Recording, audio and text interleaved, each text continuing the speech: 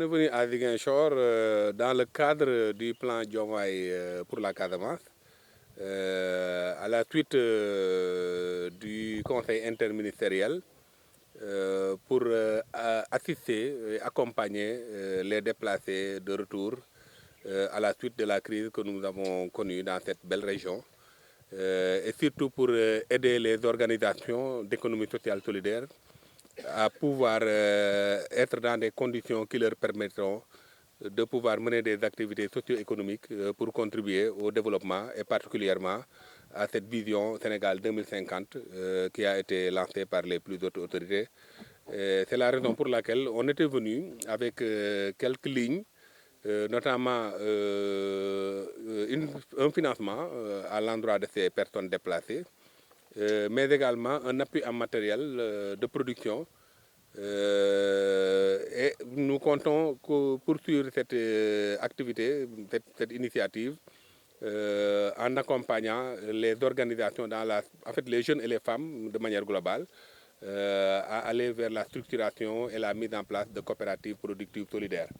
Et l'étape ici présente, c'est la visite d'un centre incubateur où nous avons pu voir de très belles initiatives que nous encourageons et félicitons également le promoteur pour sa belle contribution au développement de la localité, mais surtout à la transmission de compétences techniques en faveur de jeunes venus un peu partout pour des formations qui leur permettront de pouvoir mener des initiatives pareilles dans d'autres coins et recoins. Le montant global, voilà, l'appui en matériel et le budget pour les financements s'évalue à 400 milliards.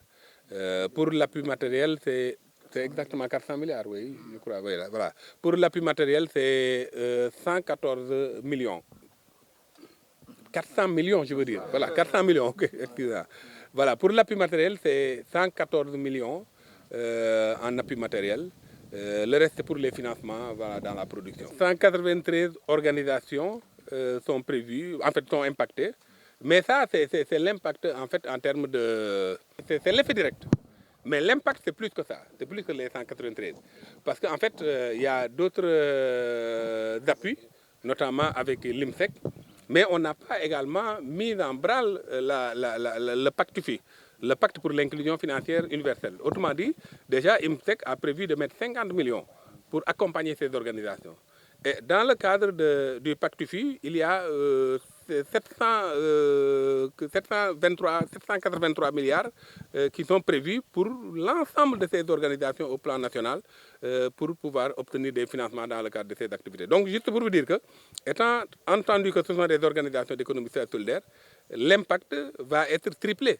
Voilà, parce que ce sont des organisations, ce n'est pas des unités.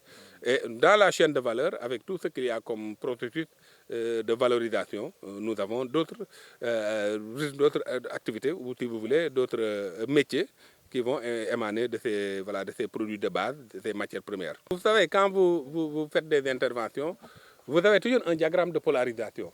C'est-à-dire vous commencez par les endroits où voilà, la problématique est plus dense. Ensuite, vous élargissez. Donc, dans la seconde phase, on sera à Kolda, à Sédhiou, voilà, et ainsi de suite.